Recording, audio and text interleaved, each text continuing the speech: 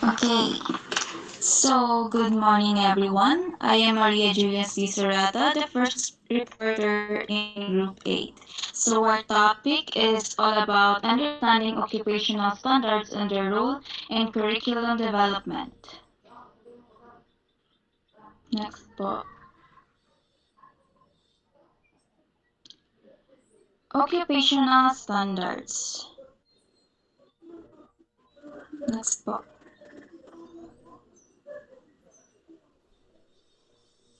So what is occupational standards? Occupational standards is the knowledge, skills, and attitudes required for effective workplace performance. Sila yung nasispecify kung ano yung dapat na malaman ng isang tao in order to effectively carry out the functions of a particular job in the context of the work environment. Standards are the agreed minimum best practice in an occupational area and take into account all necessary statutory requirements. Next.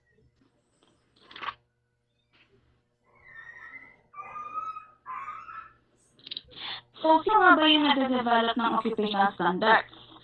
Ang nade-develop ng occupational standards are industry and approved sectors skills advisory committees or SACs to ensure that they are industry-specific and technically updated. So, it is important na yung occupational standards na pinapatupad natin sa mga tao is dapat industry-related siya and also updated din. Next po.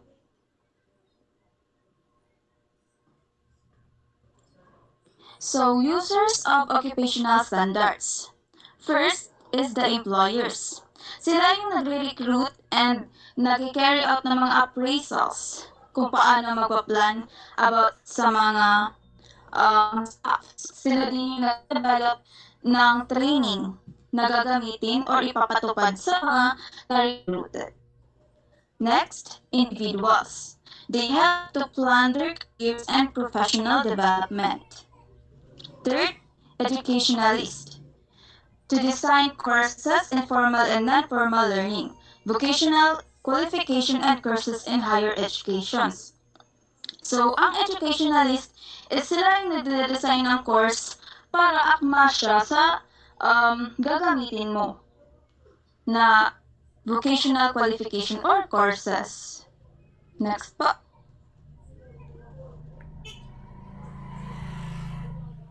Why do we need occupational standards? So, we need occupational standards to direct curriculum development. Rather than having education dictating skills included within the labor market, it is now the other way around. Occupational standards driving the content and skills and training courses targeted at particular occupations. So sila yung nadadirect ng curriculum development.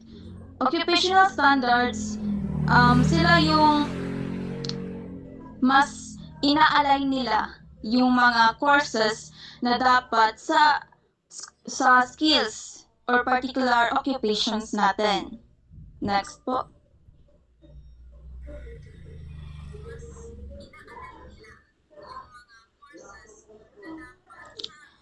To specify competences with workers need to possess.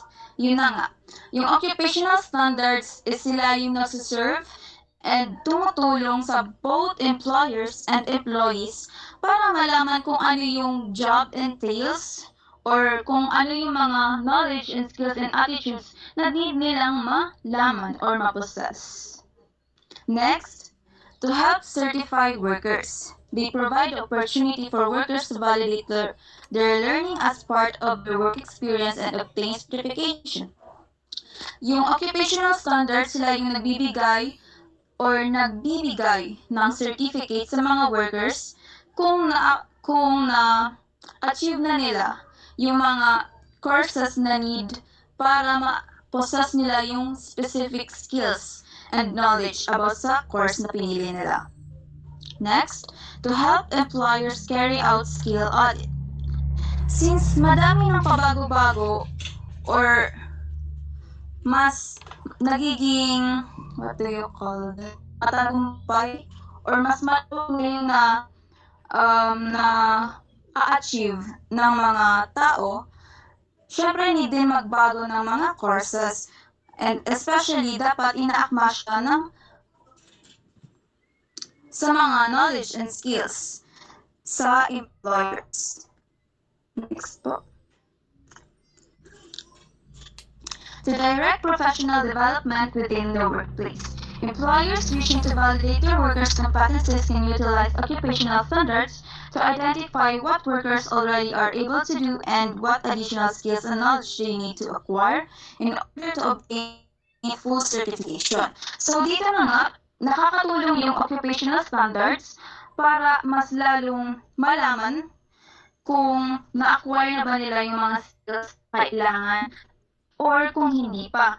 Kung hindi pa naman, what skills or trainings na need pang paglaanan para mabigyan sila ng certification. Next, to facilitate the recruitment process to employers. As more and more training courses are based on occupational standards, employers are in a better position to know the competencies which applicants bring. The match between employees' skills and those required within the enterprise will be easier to achieve. So, sila yung nagre-recruit sa process sa employers. Kung ano yung mga dapat bang dalhin and kung ano ba yung mga dapat na skills para mas mailagay sila sa tama na job. Next po.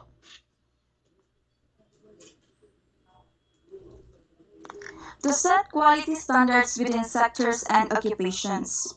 This setting of occupational standards ensures that a certain level of competencies for the different occupations is respected. This is an aspect of quality assurance with the sector. So, ang occupational standards is dapat may nire-reach na specific level para sa competencies. Since marami tayong iba't ibang occupations, dapat may iba't iba din silang level kung paano ma-achieve yung occupations na yun na dapat maabot. So next, to facilitate the validation of informal and non-formal learning, validation of informal and non-formal learning needs to be carried out against some form of standard. Occupational standards allow this comparative assessment to be done. So ang occupational standard din is yung required for validation of informal and non-formal learning. So kung natatandaan nyo dun, meron sa mga nabanggit ko kanina, yung educationalist. Sila yung nagbibigay sa atin ng mga or sila yung gumagawa ng mga courses or curriculum na align sa course na pipiliin natin. So dito, nakakatulong ang occupational standard para ma-validate kung ano yung mga formal and non-formal learnings na need pang carried out. Next.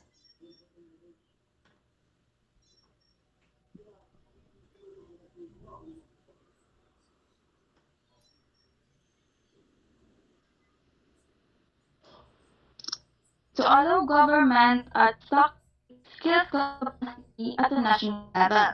So dito naman, since maraming opportunities for certification sa mga jobs or occupations, syempre madami ding workers nagpupunta sa mga governments para mag-apply.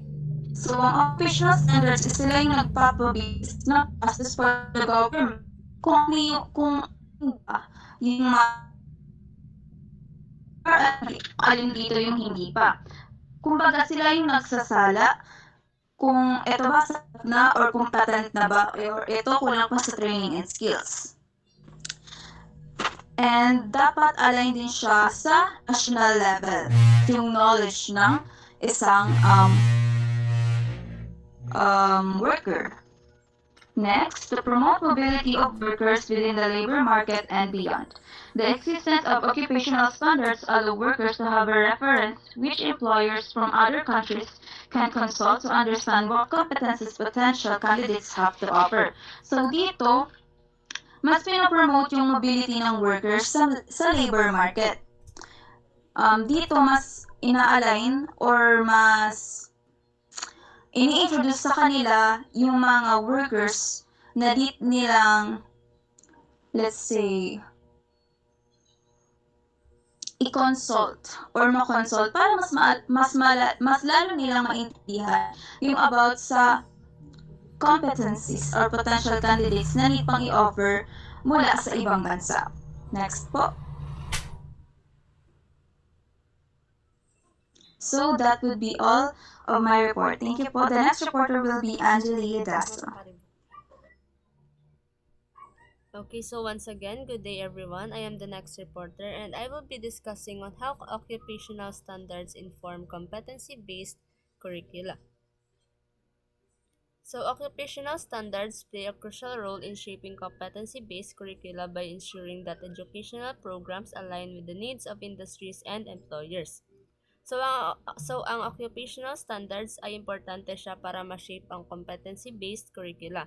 Because of occupational standards, na-ensure nito na lahat ng programs being offered ay aligned sa mga hinahanap ng mga industries or employers kapag maghanap ng trabaho and etc. Guide din ng occupational standards kasi ina-outline nito yung mga skills, knowledge, and abilities na rini-require sa mga trabaho or training. Next, basis for curriculum development. Competency-based curricula or CBC are then designed based on these standards. The curriculum includes, first, learning outcomes that align with the required competencies. Second, modules and lessons that build specific job skills.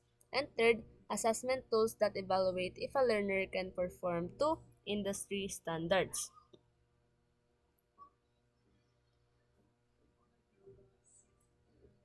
So ito naman yung dapat ma-align sa occupational standards ng curriculum. First one is, learners gain real-world skills that are in demand. Second, training programs remain current with industry needs. And third, graduates become job-ready and can pass national assessment like TESDAS or NCs. And so, for example, sa Kukiri NC2, may mga standards sila na dapat ma-achieve mo. For example, they have this. First is occupational standard. Mag-prepare and cook hot meals. Next is sa CBC outcome naman, the student will be able to prepare and cook meat, fish, and vegetable dishes using proper techniques. And sa assessment naman nila, a practical test simulating actual cooking tasks. So now we come up with the benefits occupational standards inform competency-based curricula. So the first benefit is that the industry relevant skills. So because of the industry relevant skills, the learners gain practical skills that match real workplace requirements. Second is it increases employability after graduation. Parang one of the example of this is the OJT or SIT. Next is the standardized training. So because of the standardized training, the learners gain practical skills that match real workplace requirements and increases employability after graduation. So pareho lang siya doon sa first one. Next is sa clear learning outcomes. Pareho lang din sa first one and the second one. So now, and that ends my report po, and the next reporter po will be Jilu Tumbado.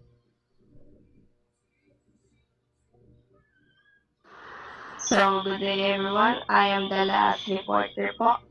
So, examples of industry-specific standards po. First is healthcare industry, referred to as to establish guidelines and criteria that define quality, safety, and efficacy in the delivering of medical services. So, the healthcare industry encompasses all organizations and services that involve in providing medical care that support to every individuals, and also it includes hospital and clinics. And also, medical services is nagpo-provide din sila ng other facilities in medical care.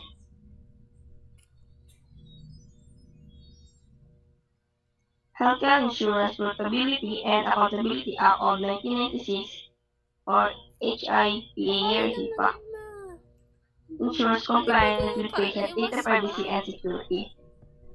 For example, dito is ini-ensure nila, for example, sa HIPAE, ini-ensure nila Taas mo na ang na health information is disclosed publicly and inaalaw din nila na magkaroon ng access sa kanilang records to control how their data is used.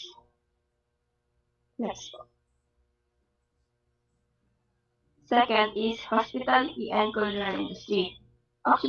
Occupational health and safety guidelines. It ensures workplace safety in the hospitality sector. Thus, the competency standards for hotel services like customer services, housekeeping operations. In curriculum, they develop a curriculum that focusing on the guest, housekeeping techniques, and the marketing. And the third is construction industry. Teaches students workplace safety hazard in the identification and emergency response. So dito yung construction industry is important in economy to develop by creating jobs and stimulating related industries and curriculum. It includes blueprint, interpretation, woodworking, safety, measuring techniques, and the constructions and the other methods. That's all. So that's the end of my presentation. Thank you.